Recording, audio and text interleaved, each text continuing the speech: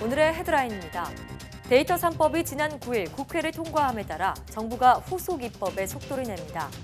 오는 3월까지 데이터 3법 하위 법령을 마련하고 개인정보 오남용을 감독할 예산과 인력 등을 지원하기로 했습니다.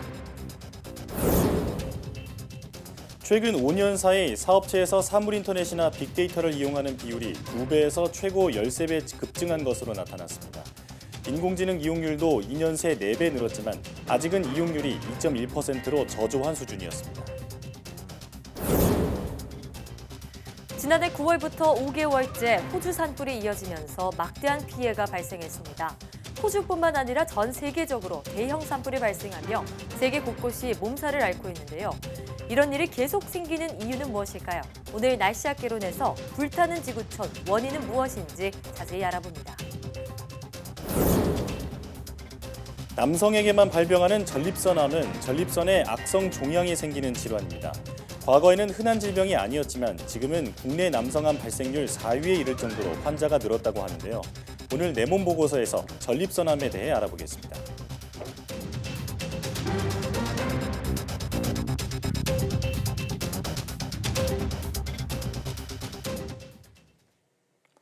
여러분 안녕하십니까? 사이언스 투데이입니다.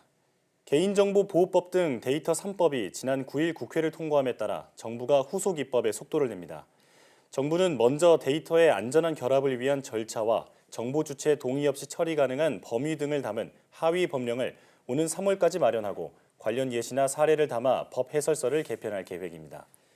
또 EU의 개인정보 보호 규정인 GDPR 적정성 결정을 받기 위해 다음 달 한 EU 협력 공동성명을 발표하고 법 시행 시기에 맞춰 적절성 결정을 받을 수 있도록 협력을 강화할 방침입니다. 이와 함께 개인정보 오남용을 감독할 개인정보보호위원회가 자리 잡을 수 있도록 예산과 인력 등을 지원합니다. 국내 기업의 사물인터넷과 클라우드 등 ICT 신기술 이용이 빠르게 증가하고 있는 것으로 나타났습니다. 과학기술정보통신부가 최근 5년간 전국 14,000개 사업체를 대상으로 정보화 이용 수준을 조사했는데요. 자세한 내용 화면으로 보시겠습니다. 사물인터넷 이용률은 10인 이상 사업체 기준 2014년 1.1%에서 2018년 13.8%로 13배 증가했습니다. 클라우드 이용률의 경우 2014년 12.9%에서 2018년 22.7%로 2배 정도 늘었습니다. 빅데이터 이용률은 2014년 3.3%에서 2018년 7.7%로 2배 증가했습니다. 특히 올해 1월 9일 데이터 3법이 통과되면서 빅데이터 이용률은 더 증가할 전망입니다. 인공지능 이용률은 2016년 0.5%에서 2018년 2.1%로 약 4배 늘었지만 아직은 이용률이 저조한 수준입니다. AI 국가 전략이 세워지고 대규모 투자가 이뤄지는 만큼 이용률도 증가할 것으로 보입니다. 다음은 주요 항목 전년 대비 비교입니다. 사업체의 컴퓨터 보유 비율은 2018년 80.3%에서 2019년 87.5%로 7.2%포인트 늘었습니다.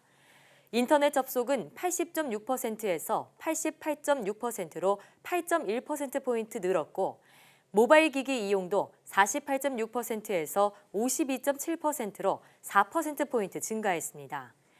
이번 조사 결과는 과학기술정보통신부와 한국정보화진흥원 홈페이지에서 확인할 수 있습니다. SK브로드밴드와 T브로드 합병이 최종 승인됐습니다. 과학기술정보통신부는 SK브로드밴드와 T브로드 3개사의 법인 합병과 유선방송 사업자에 대한 최다익 출자자 변경 건에 대해 조건을 부과해 허가했다고 밝혔습니다. 지난달 15일 LG유플러스가 CJ헬로를 인수한 데 이어 SK브로드밴드의 T브로드 합병이 마무리되면서 유료방송 시장은 통신사가 주도하는 3강 체제로 재편됐습니다. 또 이번 합병으로 KT 계열의 점유율이 31.1%, LG유플러스 계열의 합산 점유율이 24.5%, SK브로드밴드와 T브로드의 합산 점유율이 23.9%로 경합을 벌이게 됐습니다. 호주 정부가 신종 코로나 바이러스에 감염돼 걸리는 우한 폐렴 확산을 막기 위해 중국에서 오는 이들을 대상으로 검역을 강화하기로 했습니다. 호주 보건당국 최고 책임자인 브랜던 머피는 현지 시간 21일 이달 23일부터 중국 우한에서 시드니로 오는 비행기 탑승객을 가려낼 계획이라고 말했다고 로이터 통신이 보도했습니다. 일주일에 3번씩 우한에서 시드니를 직항으로 연결하는 비행편을 이용한 승객은 안내 책자를 읽어본 뒤 열이 있거나 질병 감염이 의심되면 스스로 신고해야 하지만 이 조치만으로 질병 확산을 완전히 차단할 수는 없습니다. 우한 폐렴의 잠복기를 일주일이라고 밝힌 머피는 해당 질병이 국가 안에서 확산하는 것을 완전히 막을 수는 없다며 이번 조치가 위험군을 파악하고 그들에게 적절한 치료를 받을 수 있도록 하기 위한 것이라고 설명했습니다. 우한 폐렴으로 확진 판정을 받아 격리 치료 중인 35세 중국 국적 여성은 현재 상태가 안정적인 것으로 알려졌습니다. 질병관리본부는 인천의료원에 격리 치료 중인 신종 코로나 바이러스 확진 환자가 발열과 기침 증상은 보였지만 폐렴 증상은 없으며 현재 상태가 안정적이라고 밝혔습니다. 이 환자와 같은 비행기를 이용한 승객과 승무원 등 밀접 접촉자는 44명이며 이들 가운데 9명은 출국했고 35명은 보건소를 통해 모니터링 중인데 현재까지 특이사항은 없습니다. 21일 오전 9시에 확진 환자 1명이 발생했고 유증상자가 10명으로 집계됐는데 이 가운데 7명은 검사 결과 음성이 나와 격리 상태가 해제됐습니다. 질병관리본부는 중국을 방문하는 사람은 현지에서 동물 접촉을 피하고 시장 방문을 자제할 것과 불필요한 의료기관 방문을 자제하고 호흡기 증상자와의 접촉을 피할 것을 당부했습니다. 또 우한시를 방문하고 14일 이내에 발열, 호흡기 증상이 발생하면 질병관리본부나 보건소에 연락해 상담할 것을 요청했습니다.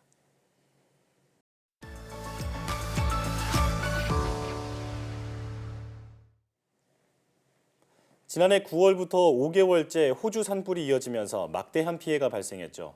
호주 외에도 아마존과 러시아 등 대규모 화재가 발생해 세계 곳곳이 몸살을 앓았다고 하는데요. 지구촌 곳곳에서 이런 대형 산불이 발생하는 이유는 무엇일까요? K웨더 반기성 센터장과 함께 관련한 자세한 이야기 나눠보겠습니다. 어서 오세요. 네, 안녕하세요. 네. 자, 역사상 최악의 산불로 꼽히는 이 호주 산불, 지금 호주 전역이 신음 중입니다. 지금은 또 집중호우가 내려서 홍수나 산사태 등의 위험에 노출됐다고 하고요. 또 얼마 전에는요, 골프공만한 우박이 쏟아졌다 이런 소식도 들어왔어요. 아, 그렇죠. 30분 전만 해도 기온이 영상 30도 이상이었는데 갑자기 우박이 쏟아지면서 일부 지역에서는 나뭇가지가 부러지고 고속도로를 달리던 차들이 피해를 보기도 했다고 해요. 예. 또한 뉴 사우스웨일스 동북부 등 일부 지역에 최고 100mm에 달하는 폭우가 예보돼 있습니다. 네. 자, 이게 이제 굉장히 오랫동안 지금 산불이 나갖고 잿더미로 변한 산이거든요. 그러다 보니까 이런 데 폭우가 내리면 산사태가 발생할 수 있다는 것이죠. 산불에 탄 나무나 토양, 돌의 잔해가 빗물에 쓸려서 강이나 식수원을 오염시킬 수도 있다고 호주 기상청에서는 지금 전하고 있습니다. 네, 그야말로 설상가상인데요. 네. 그런데 호주 산불 피해가 호주에만 국한되지 않고 주변 국가에도 피해를 지금 주고 있다고 들었습니다. 특히 산불로 인한 대기 오염이 정말 심각하다고 들었는데 어느 정도 수준인가요? 이게 이제 산불 이후에 고조된 대기 오염은 정말 새로운 난제로 부상을 했죠. 네. 이 산불로 발생하는 미세먼지는 바람을 타고 바로 뉴질랜드 또는 태평양을 넘어서 남미 대륙까지 지금 퍼지고 있거든요. 특히 이제 뉴질랜드 남섬의 빙하지대가 바람을 타고 온 산불체에 뒤덮이면서 아주 지저분한 회갈색으로 변했다고 합니다. 그렇군요. 호주 최대 도시 시드니의 대기질 지수, 우리나라 아직 이제 미세먼지만 하고 있는데 대기질 지수 AQI는 지난해 12월과 올 1월 한때 1000을 돌파했다고 해요. 네.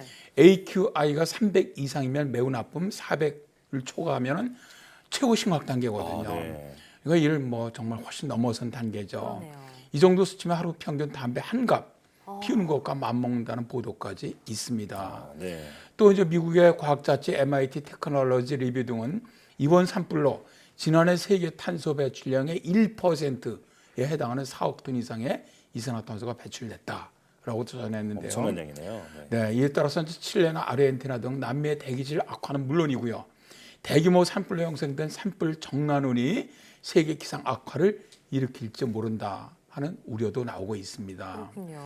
이게 이제 화재운이라고 불리는 정난운은 하늘로 올라간 재나 연기 연소 물질 등을 통해서 화재를 유발하는 뇌우입니다. 네. 비는 뿌리지 않고 번개만 치는 바람에 오히려 산불이 또다시 재발하고 화재를 갖다 더 키울 수 있다는 것이죠. 네. 자, 이번 호주 산불로만 30명 가까이 목숨을 잃었고요. 또 코알라 같은 야생동물들은 멸종 위기에 처했다 이런 보도도 전해졌습니다. 자, 그런데 최근에 또 러시아 시베리아에서도 대규모 산불이 발생해서 국가 비상사태까지 선포된 바 있죠. 네, 그렇습니다. 지난 2019년 그 시베리아 산불로 인해서 블라디미르 이제 푸틴 대통령이었죠. 시베리아 네. 4개 지역에 이제 비상사태를 갖다 선포를 했었는데요. 작년 여름 한 달 넘게 산불이 잡히지 않으면서 거의 남한 면적의 3분의 1 정도에 달하는 300만 헥타르의 숲이 잿더미로 변했습니다. 네. 시베리아의 산불로 인한 연기가 미국 알래스카까지 도달할 정도였는데요. 시베리아에서 이렇게 산불이 발생한 이유는 기온이 30도를 넘는 상황에서 마른 폭풍에 의해서 산불이 발생을 했고 강한 바람을 타고 확산이 됐다고 하는데요. 네. 최근 시베리아 산불에서 그 배출된 초미세먼지가 한반도 대게도 영향을 주고 있다. 예. 이런 분석 결과도 나온 적이 있습니다. 네. 또한 이제 산불이 좀처럼 나지 않는 그린란드 이런 북극 지역이죠. 극기 지역에서도 작년에 산불이 굉장히 찾아왔습니다. 네. 그린란드의 시시미우트에서 발생한 산불로 인해서 그린란드의 얼음이 평상시보다 한 달이나 빠르게 녹았다고 하고요. 아프리카 북서북대서양에 있는 휴양지 그란 카나리아 섬이죠. 여기서 전례 없는 대형 산불로 한 8,000명이 대피하기도 했습니다. 네. 이 겨울왕국 같은 극지방에도 산불이 많이 발생을 하는군요. 네. 네. 그런데 이런 극지방에 산불이 발생하면 지구 전체적으로는 더 큰 피해가 있다고 들었습니다. 어떤 이유에서 그런가요? 이게 왜 그러냐? 극지방 쪽은 그 숲 바닥을 덮고 있는 게 이탄이라고 불러요. 이탄이요. 네. 네. 이탄은 이제 부패되지 않은 식물 유해가 진흙과 섞인 토양입니다. 일반 토양보다 탄소 저장량이 10배 이상 높아요. 네. 그래서 불에 타면 이산화탄소를 갖다 10배 이상 더 많이 방출하기 때문이죠. 그렇군요. 이탄 때문이군요. 네. 자, 호주 산불부터 시베리아 화재 그리고 극지방에서 일어난 화재까지 지구촌 곳곳이 대형 화재로 몸살을 앓고 있는데요. 전 세계인의 우려를 낳았던 그런 화재 하면 제가 떠오르는 건 바로 브라질의 아마존 화재입니다. 여기에 대해서도 좀 설명해 주시죠. 사실 이 아마존 유역은 지구 열대우림의 한 절반 이상을 차지하고 있습니다. 네. 아마존은 이제 남미 4개국에 걸쳐 있는 세계에서 가장 큰 열대우림으로 지구 산소의 20% 이상을 생산하고 있어요. 네. 그래서 이제 세계의 폐라고 불리는데 네. 매년 수백만 톤의 탄소 배출 갖다 흡수를 해서 지구 온난화를 조절해주고 지구상 동식물의 한 10% 이상이 서식하는 생명의 보호이기도 합니다. 그렇습니다. 그런 아마존의 열대우림이 2019년 7월, 8월에 뭐 엄청나게 이제 불에 타버렸죠. 실제로 이제 브라질에서는 지난해 초 보우소나로 정부가 출범하면서 산불 발생 건수가 급증세를 보였거든요. 브라질 국립우주연구소에 따르면 지난해 1월부터 8월 24일까지 발생했던 산불 건수가 8만 건. 이게 이제 2013년 이후 최다 수준을 갖다 기록했다고 하는데요. 네. 뉴욕 타임스는 동남아시아 각국에서도 무분별한 경작화가 매우 심각하다. 인간의 탐욕이 재앙을 부르고 있다. 이렇게 분석을 한 거는 이제 인도네시아 열대우림을 인위적으로 불태운 걸 얘기하고 있는 것이죠. 그렇죠. 그렇군요. 지금 말씀하신 대로 이렇게 지구 전체적으로 무척 중요한 역할을 하는 아마존이 사라진다는 것이 전 지구적인 환경 재앙일 것 같은데요. 그렇죠. 사실 이 대형 산불이 가져오는 이 기상이나 기후 영향은 엄청 큽니다. 숲이 잘려나갈수록 지역 강수량은 더 적어지면서 아마존 숲은 습기를 함유하기 어려워져요. 네. 이건 아마존 숲을 가뭄과 화재에 더 취약하게 만들고요. 네. 이런 현상이 지속되면 열대림이 사바나로 변할 수 있다는 것이죠. 네. 또한 지구의 산소 생산량이 줄어들면서 대기 중에 이산화탄소를 흡수시켜서 그러니까 더 많이 배출시키면서 기후변화를 갖다가 촉진하게 만드는 것이죠. 현재 아마존 숲의 한 80%는 여전히 아직은 열대림입니다. 네. 불타고 남은 열대림을 보호하는 것이 정말 무엇보다 중요하다는 것이 바로 이런 얘기인데 영국 옥스퍼드대 아드비너 마리 교수는 아마존 열대림의 40%가 사라지면 아마존 전체의 기후가 달라진다. 산림 파괴가 매우 급속도로 진행된다면 앞으로 50년에서 60년 후에는 아마존 숲의 거의 40%이 사라질 것이다 라고 네. 우려를 하고 있습니다. 그 아마존 숲이 갖고 있는 그 가치 때문에 아마존의 화재를 아마존만의 문제가 아니라 국제 문제로 봐야 한다 이런 시각이 높은데요. 자, 이처럼 작년부터 계속해서 발생하고 있는 지구촌 곳곳 대형 화재 그 원인은 어디서 찾을 수 있을까요? 이번 호주의 대형 산불 같은 경우는 지난 2019년 발생했던 북극권, 러시아라든가 그린란드인가 이런 화재하고 굉장히 비슷한 요인이라고 볼 수가 있어요. 예. 지구온난화로 인한 폭염, 가뭄 이런 것 때문인데 현재 호주 산불로 고통받는 지역 외의 도시 지역은 역대 최악의 폭염이 기승을 부리고 있죠. 네. 시드니 서부 팰리스 지역은 지난 1월 4일에 섭씨 48.9도. 와. 이건 상상하기 기온이요? 어렵죠. 네. 네, 기온이죠. 또 시드니에서 기온을 측정하기 시작한 1939년 이래 가장 높은 온도였고요. 네. 호주의 수도 캔버라죠. 여기서도 섭씨 42.9도까지 오르면서 관측사상 최고치를 갱신했습니다. 네. 지난 2019년 북극권 지역 대형 산불 때도 기온이 높은 가운데 가뭄이 극심했거든요. 자, 이제 이런 현상들은요. 기후 온난화로 인한 기후 변화가 주 요인이다. 이렇게 전문가들은 보고 있는데요. 북극권 산불이라든가 아마존이라든가 호주 대형 산불은 사실 저는 그렇게 생각을 해요. 이게 결코 남의 나라 일이 아니거든요. 그러게 맞습니다. 말이에요. 네. 그래서 좀 지구 온난화를 저지하기 위한 노력 이게 정말 필요하다. 그렇게 생각을 네. 합니다. 그렇습니다. 사실 인류가 기후 변화에 적극적으로 대처해야 한다라는 주장은 몇십 년 전부터 있었던 것 같은데 차일피일 미루기만 했었잖아요. 맞아요. 네, 이제는 재앙이 현실이 된 만큼 더는 그런 노력을 미루면 안 되겠습니다. 네. 오늘 말씀 잘 들었습니다. 네, 고맙습니다. 고맙습니다.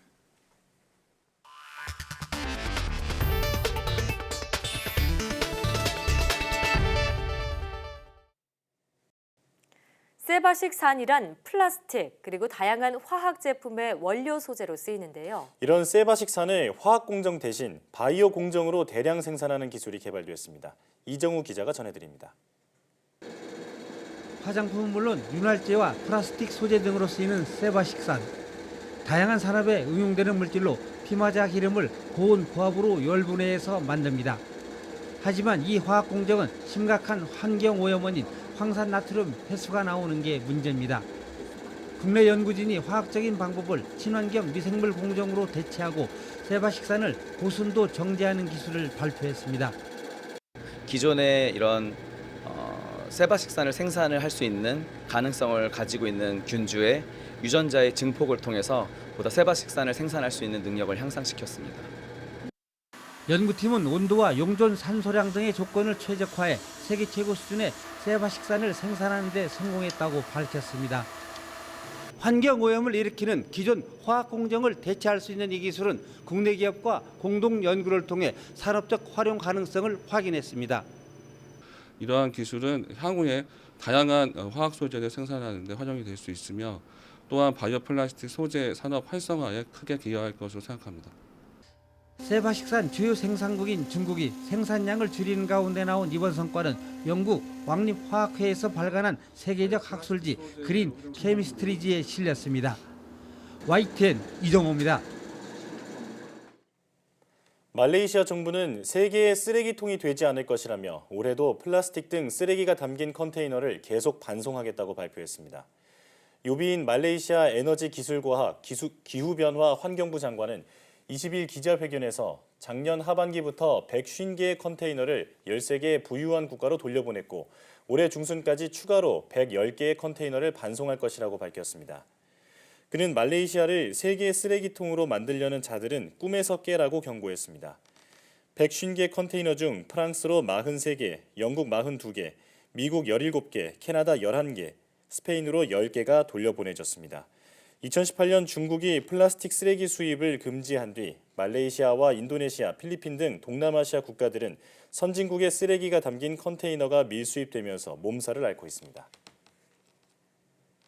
앞으로는 선천적인 원형 탈모인지 알코올 의존성이 있는지 아침형 혹은 저녁형 인간인지 등을 민간 유전자 검사 기관에 의뢰해 알아볼 수 있게 됩니다.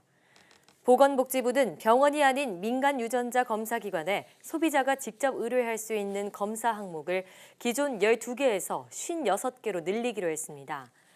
허용되는 유전자 검사는 비타민C 농도, 색소 침착, 피부 노화, 남성형 탈모, 카페인 대사, 중성지방 농도 등입니다. 근력운동 적합성과 유산소 운동 적합성, 발목 부상 위험도, 운동 후 회복 능력, 원형 탈모 등도 유전자 검사로 확인할 수 있습니다.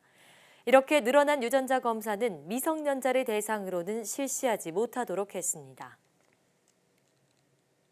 식품의약품안전처는 지난해 의약품 부작용으로 피해 구제를 신청한 건이 185건으로 2018년보다 33% 증가했다고 밝혔습니다. 의약품 부작용 피해 구제는 의약품 사용 후 예기치 않은 사망과 장애, 입원 진료 등 피해가 발생했을 때 환자와 유족에게 피해 보상금을 지급하는 제도입니다. 과거에는 피해자가 소송으로 의약품 부작용 피해를 입증해야 했지만 제도 시행 후에는 소송 없이 국가기관의 도움을 받아 보상받을 수 있게 됐습니다. 제도 시행 후 2015년부터 지난해까지 5년간 피해 구제 신청은 총 535건으로 이 가운데 진료비가 334건으로 가장 많았고 사망 일시 보상금 95건, 장례비 87건 등 순이었습니다. 피해 구제 급여는 총 340건으로 약 65억 원이 지급됐는데 유형별 지급 건수는 진료비, 사망 일시 보상금, 장례비 등 순으로 많았습니다. 동해안 겨울철 별미 까나리를 인공 증식하는 기술 개발에 청신호가 켜졌습니다. 강원도 수산자원연구원이 국내에서 처음으로 까나리 인공 부화에 성공했습니다. 송세혁 기자가 취재했습니다. 액젓 원료로 잘 알려진 까나리입니다. 동해안에선 대개 산란기인 초겨울에 굽거나 말려서 졸여 먹습니다. 그런데 동해안 까나리 어획량이 갈수록 줄고 있습니다. 10년 전만 해도 2,000톤이 넘었지만 최근엔 절반 넘게 뚝 떨어졌습니다. 평균 크기도 25cm에서 20cm 안팎으로 작아지는 추세입니다. 객체 크기가 점차 작아진다는 것은 멀지 않은 시기에 자원이 줄어들 수 있다는 징후이기 때문에 작은 물고기가 대형 수조에서 활발하게 헤엄쳐 다닙니다. 부화한 지 일주일 정도 된 까나리 치어입니다.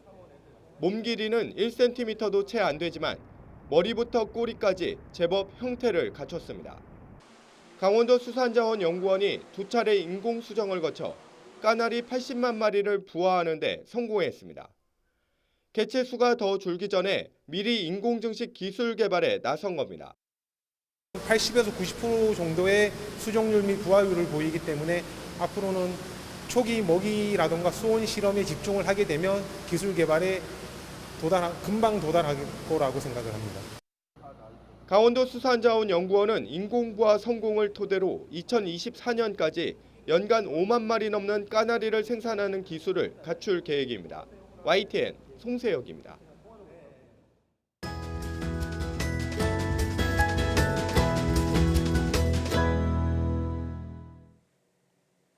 (2016년) 기준 남성암 중 4위가 바로 전립선암인데요.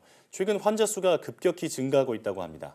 전립선 건강에 이상이 나타나는 이유는 무엇이고 전립선 건강을 지키는 방법은 무엇일까요? 오늘 내 몸 보고서에서는 전립선암에 대해 자세히 알아보겠습니다. 한림대학교 성심병원 비뇨의학과 신명선 교수와 함께합니다. 어서 오세요. 안녕하세요. 네, 반갑습니다. 자, 국가암 등록 통계를 보면요. 남성암 중 전립선암이 위암, 폐암, 대장암에 이어서 4위를 차지했다고 합니다. 계속해서 그 환자 수는 증가 추세라고 하는데 일단 전립선이 몸에서 하는 역할이 무엇인지 궁금하고요. 전립선암은 어떤 질환인가요? 네, 그 전립선은 방광 바로 아래에서 그 소변이 나오는 요도를 둘러싸고 있는 남성의 생식기관인데요. 네. 임신에 꼭 필요한 정액의 일부를 생성하는 역할을 합니다. 그 전립선에서 분비되는 전립선액은 정자에 영양을 공급해서 정자가 오래 생존할 수 있게 해주고요. 또 전립선액에 포함된 구연산과 같은 다양한 물질들은 요로에 침투할 수 있는 각종 세균을 죽이는 역할을 함으로써 네. 요로 감염을 예방해주기도 합니다. 이러한 전립선에 그 악성 종양이 생긴 것을 전립선암이라고 합니다. 네, 전립선이 정말 중요한 기관이군요. 그런데 과거에는 전립선암이 국내에서 그렇게 흔한 암은 아니었는데 최근에는 암 중에 발병률 4위에 이를 정도로 환자가 늘었다고 들었습니다. 네. 환자 수가 이렇게 급격하게 느는 그 수준이 어느 정도인가요? 네, 국내 전립선암 발생자 수는 2006년 4,520여 명에서 2016년에는 18,000명, 1,800명 정도까지 3배 가까이 증가한 것으로 나타났습니다. 네. 1990년까지만 해도 전립선암이 남성에서 발생하는 암 한 10위 정도에 불과했지만 현재는 간암을 제치고 남성암 중 4위를 차지하고 있는데요. 네. 또 세계보건기구에서 발간한 세계암 보고서에 따르면 2018년 우리나라의 전립선암 사망자 수는 약 2,000명 정도로 추정이 되는데 2040년에는 3배 이상인 7,000명까지 그 사망할 것으로 추정이 되고 있어서 전립선암 예방과 검진의 중요성이 커지고 있습니다. 네. 이렇게 증가하고 있군요. 자, 전립선암이 남성암 10위에서 현재 수준으로는 4위까지 올라왔다고 하셨는데 지금 추세로는 더 올라갈 수도 있다는 뜻이잖아요. 왜 이렇게 전립선암이 증가하고 있는 건가요? 아직 전립선암의 발생 원인을 명확하게 규정하기는 어렵지만 그 여러 다양한 연구 결과에 의하면 유전적 소인이나 나이, 생활 습관 등이 영향을 주는 것으로 알려져 있습니다. 네. 우선 그 유전적 소인의 경우에는 그 아버지나 형제 등이 전립선암으로 그 아픈 그 가족력이 있었다면은 예. 그렇지 않은 사람보다 발병 확률이 높을 수 있고요. 네. 또 원래 그 전립선암은 서구 선진국에서는 그 발병률이 압도적으로 높아서 선진국 병이라고 알려져 있는데요. 일반적으로 동물성 지방이 많은 육류의 과다 섭취 같은 그러한 그 생활 습관이 전립선암 발병에 어느 정도 영향을 미치는 것으로 추정이 됩니다. 그렇군요. 또 한 가지 흥미로운 조사 결과는 미국에서 이민해서 오래 거주한 한국인의 경우 한국에서만 이렇게 살았던 한국인보다는 전립선암 유병률이 높다는 사실인데요. 이런 사실로 봤을 때 결국 식생활이 그 전립선암 발생에 영향을 끼치는 것이라고 보시면 되겠습니다. 네. 그렇군요. 갑자기 제가 오늘 아침에 뭘 먹었는지 생각하게 돼보는 것 같은데요. 네. 여러 원인으로 전립선암이 이렇게 증가하고 있다라고 말씀해 주셨는데 그렇다면 전립선암이 실제로 발병을 하면 어떤 증상이 있나요? 사실 전립선암은 초기에는 증상이 전혀 없습니다. 근데 어느 정도 진행이 돼야 전립선 조직이 요도를 압박하면서 여러 가지 다양한 증상이 나타나는데요. 네. 그 소변 줄기가 가늘어지거나 그 잔뇨감, 빈뇨, 야간뇨 같은 그런 증상이 나타날 수 있고요. 예. 이 외에는 소변이나 정액에 피가 섞여 나오거나 소변이 전혀 나오지 않는 급성 요폐가 나타날 수 있습니다. 예. 예. 하지만 이러한 증상들은 전립선 비대증에서도 같이 나타날 수가 있고 전립선암 환자에서는 전립선 비대증이 동반된 경우가 흔하기 때문에 네. 전립선암의 초기 증상과 전립선 비대증의 증상을 완전히 구분하기는 사실상 어렵습니다. 전립선암의 초기 증상과 전립선 비대증의 증상이 좀 유사하다 말씀하셨는데 그럼 두 질환의 차이는 어떻게 될까요? 전립선 비대증은 주로 50대 이후에 시작이 되고 70대 남성에서는 거의 모든 환자에서 나타날 정도로 매우 네. 흔한 질환이기 때문에 흔하군요. 일종의 노화 현상으로 여기기도 합니다. 그런데 전립선 비대증은 전립선 자체의 크기가 커지면서 전립선이 요도를 압박해서 배뇨 장애가 나타나는 현상이고요. 전립선 암은 전립선의 정상 세포가 암 세포로 변화해서 악성 종양이 된 것이므로 그 근본 원인부터 완전히 서로 다른 질환입니다. 네. 따라서 전립선 비대증이 전립선 암으로 진행하거나 하는 그러한 일들은 절대 일어나지 않습니다. 하지만 앞서 말씀드린 것처럼 두 질환의 증상이 서로 비슷하다는 점과 전립선 암에서 전립선 비대증이 동반된 경우가 흔하기 때문에 50대부터는 정기적인 검진이 필요하다고 할 수 있습니다. 네. 그런데 암은 그 발병된 이후에 전이 되는 게 또 다른 문제잖아요. 네.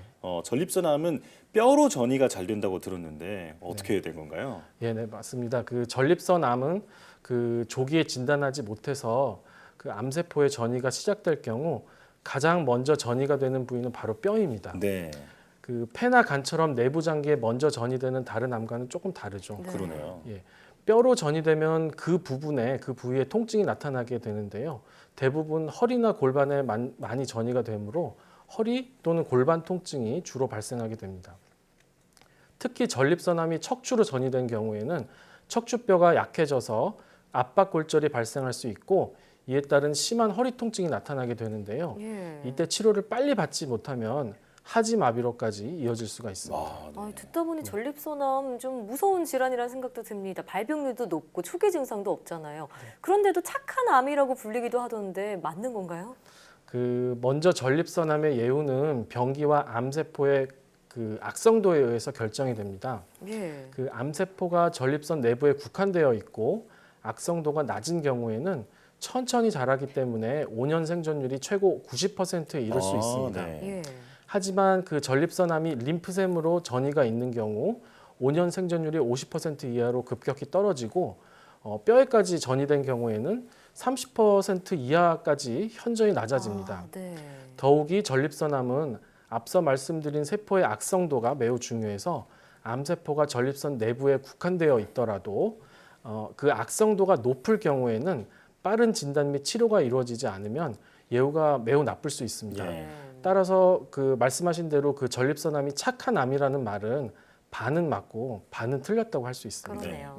착하든 나쁘든 일단 안 걸리는 게 맞아요. 가장 중요할 네, 것 같은데요. 맞습니다. 초기에 발견하면 예후가 그나마 좋은 편에 속하지만 만약에 그렇지 못하게 되면 예후가 무척 나쁠 수 있다라고 정리를 할 수 있겠는데 네.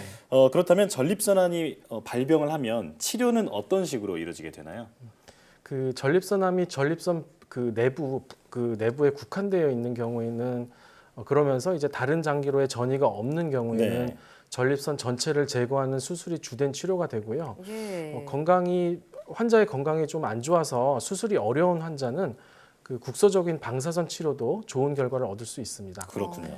그 마지막으로 신체 다른 부위로 원격 전이가 있는 환자에서는 그 수술은 좀 어렵고요. 남성 호르몬을 없애서 전립선암이 자라지 않게끔 하는 호르몬 요법을 포함한 여러 가지 약물 치료를 주로 사용하게 됩니다. 네. 그럼 수술 치료를 받은 경우 불편함은 없을까요? 전립선 그 절제술을 시행한 경우에 나타날 수 있는 가장 대표적인 합병증은 소변이 저절로 자기도 모르게 새는 요실금이라는 증상과 예. 그리고 또 발기부전이 있을 수 있습니다. 그렇군요. 예, 하지만 그 최근 많이 사용되고 있는 로봇을 이용한 수술 방법은 이러한 합병증을 많이 줄일 수 있어서 요새 주목을 받고 있습니다. 네. 오늘 정말 무서운 주제인 것 같아요. 네.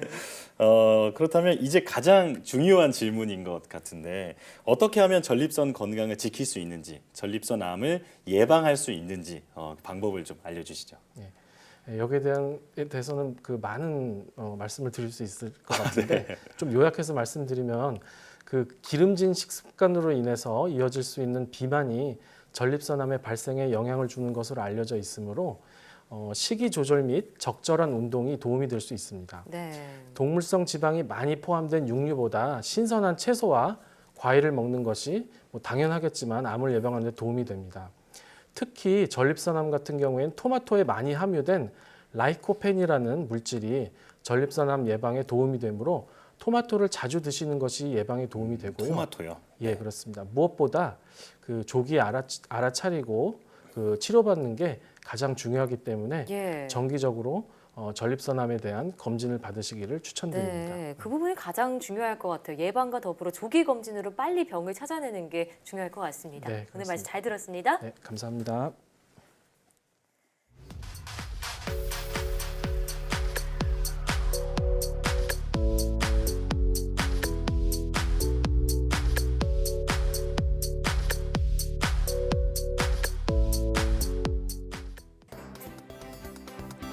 전립선 질환은 중년 남성의 삶의 질을 떨어뜨리는 대표적인 질환입니다. 전립선 관리를 위해선 특히 식습관이 중요한데요.